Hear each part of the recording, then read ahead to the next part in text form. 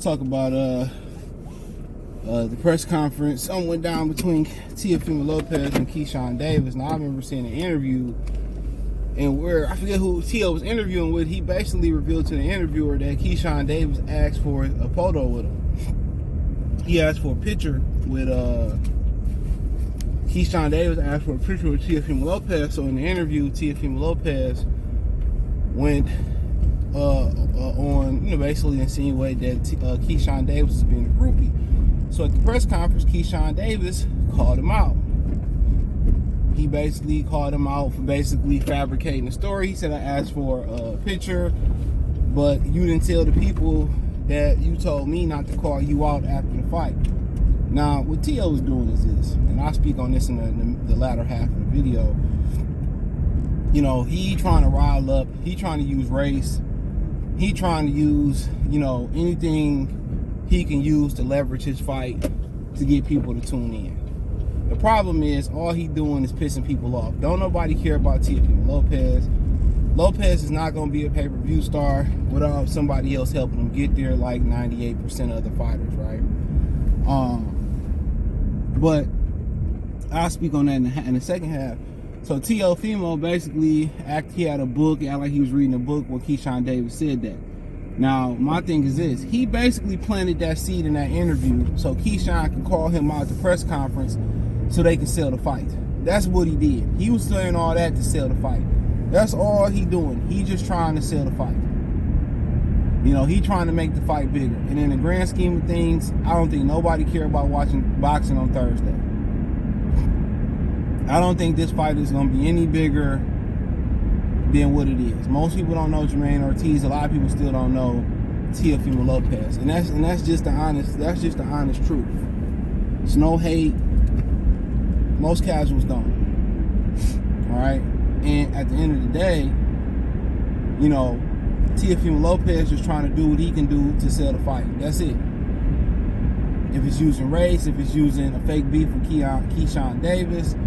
And why would Keyshawn Davis call him out after the fight? Keyshawn Davis is a guy at 135 pounds, Teo at 40. Keyshawn hasn't even challenged for a world title. All this is Teo trying to plant seeds to sell the fight. That's what it is.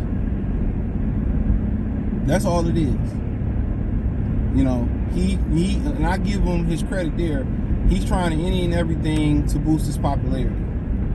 If it's taking body shots from bodybuilders, if it's, dancing, and, he's one of the very few fighters that's trying to market themselves during fight week or in between fight week. And that's what I can respect. That's what you can respect. That's what I respect. He's at least trying to market himself, Even his retirement was due to marketing. He was just marketing himself. It wasn't because he couldn't land a big fight. It wasn't because of the money. It was all about marketing. And this can help Keyshawn Davis' brand as well, too. And that's all it is. There ain't no need to take some of the stuff that he's saying, too personal. But anytime you get to talking about race, it's always going to be personal. And I get to that. But, Keyshawn Davis called him out. That's exactly what he wanted Keyshawn to do. When he told Keyshawn, don't call me out at your fight, that's exactly what he wanted him to do. You know what I'm saying? So all he doing and people reading, feeding into that, too much into it, man, it's just a strategic move to market the fight. And to market the Teofimo Lopez brand and also market the Keyshawn Davis brand.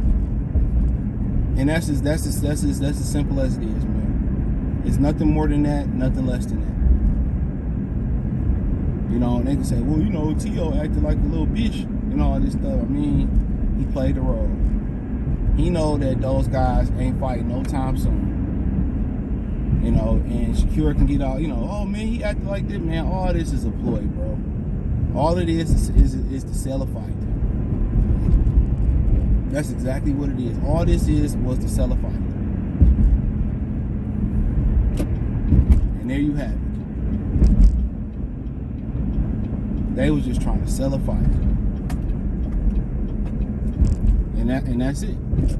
So Keyshawn Davis did exactly what Teofimo Lopez wanted him to do. Is call him out at the press conference. It's probably why they were sitting next to each other. They made sure he did exactly, the plan went exactly how it was supposed to go. Nothing more, nothing less. The plan went exactly how they wanted it to go.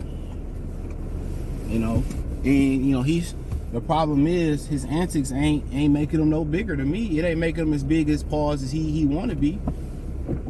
You know, it ain't making him a superstar. Maybe with his antics on a bigger platform with a bigger name, which he seemed to want to fight any and everybody for the most part. So now he just need the platform. He just need the name to make it bigger, to make the fight bigger. So, but he did an interview with Marcus Villegas. He talking about, well, I'm not black enough, or I'm not Spanish enough. He said we all come from South Africa. We all black, and it's Black History Month and all that shit. I don't recognize Black History Month, by the way. I think it's a direct disrespect and a spat in black people's faces to celebrate their Heritage Month in the shortest month of the year. Y'all can buy into it. Y'all can support it. I ain't supporting it. That's just my preference. It's my opinion. But nonetheless, now he using race. But the problem with his antics is he don't have the opponent with the profile to really raise the bar. That's the problem. He don't have an opponent to raise the bar on a platform in which people will care. He need a Haney, he need a Shakur, he need a Tank, he need a Tank. He need a Tennis Crawford. He need an Errol Spence, somebody that can put him on a higher profile, and then people can buy into it. But he corny though. He's very corny. He's very corny. And his act is wearing tired. Even though I know it's an act, it's pissing people off and rubbing people the wrong way. So people ain't gonna be like with Floyd and tune in just to see Teofimo Lopez lose. No. A lot of motherfuckers just gonna not tune in. That's the difference.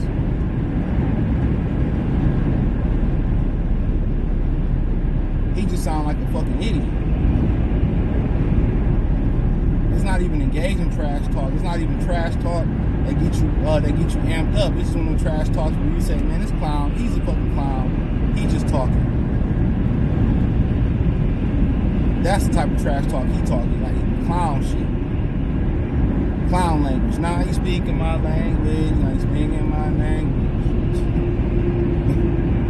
We all black, we all come from, I'm looking at this nigga. Now he want to be motherfucking Dr. Umar Teofimo Johnson and shit.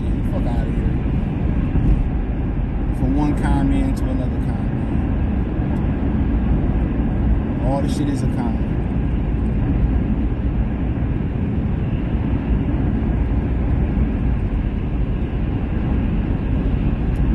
That's all it is.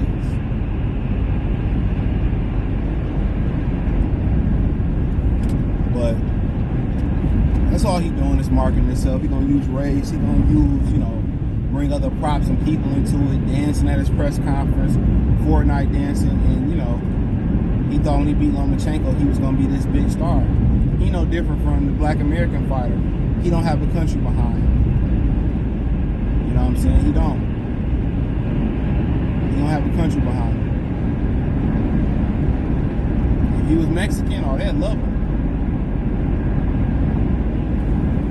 If he was Mexican, they love dog.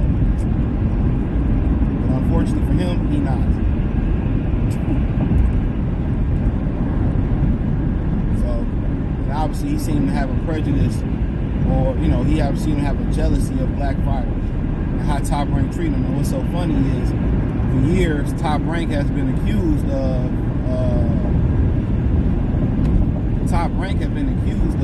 mistreating black fighters. Now you got T.O. saying all they do is care about black fighters. I'm just like, I know Bob was like, can't fucking win. But he's just trying to market. And from afar, I admire the effort, because a lot of fighters, they don't put the effort in. They don't try to do the public speaking. They don't try to build a storyline up to the fight. people forget one of the biggest fights in modern history was Oscar De La Hoya and Floyd. And why was that fight so great? So great? It was so great because Floyd Mayweather sold the storyline.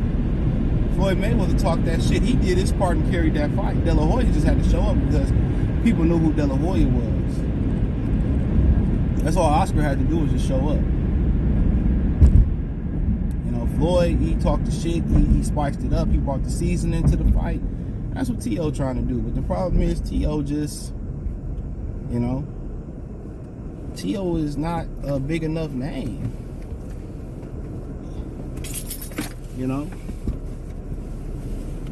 He just don't have a platform right now. I'm trying to switch shoes while I'm motherfucking. We out here at the light. But yeah, he just ain't big enough, and his trash talking ain't good enough. Floyd was trash talking was great. You tell he kind of grew up in a black gym or grew up in the hood. And you see the majority of the guys that grew up in the city of Detroit, in particular where I'm from, we all can talk shit. You know what I'm saying? We all proficient in talking shit. And that's why it was so funny where you hear a lot of people say on the internet that men have a problem with articulating themselves. Detroit niggas, nah, man. You see how our rappers, we talk shit. So we don't have an issue with how some country guys talk slow or we don't have that issue in Detroit. We can articulate ourselves very, very well. Even the ones that's not educated. From freestyling the street, from slap boxing, hooping, playing pickup football, playing football. I mean, I think most of the guys, especially that was in the street and played sports, I think they had at least average proficiency for shit talking and articulating themselves at the national average. The majority of us is in the upper echelon. It's probably top 3 or 1% of them dudes, to be honest. I see how Tony Harrison was talking that shit to Jamel Charlo. That's everyday shit in Detroit. When you grew up poor, ain't have much, you grew up in the hood, you had to be able to know how to play the dozens or with Jones, whatever people call it. But hey, thumbs up the video, share the video, subscribe to the channel. The subscribe button is the bell icon button. Hit all notifications, increase your chance to get notifications. We go live and drop a video financially. Want to support the channel, Cash App, $CJGood313, Venmo, CJGood313, PayPal link in the description. Hit the link tree, find me on Twitter, Instagram, Spotify, Anchor, Cash App, Venmo, PayPal, Apple Podcasts, Google Podcasts, the whole 9. Appreciate the love, support. Let me know what you girls and guys think in the comment section. Check out the box on this playlist for more videos like this.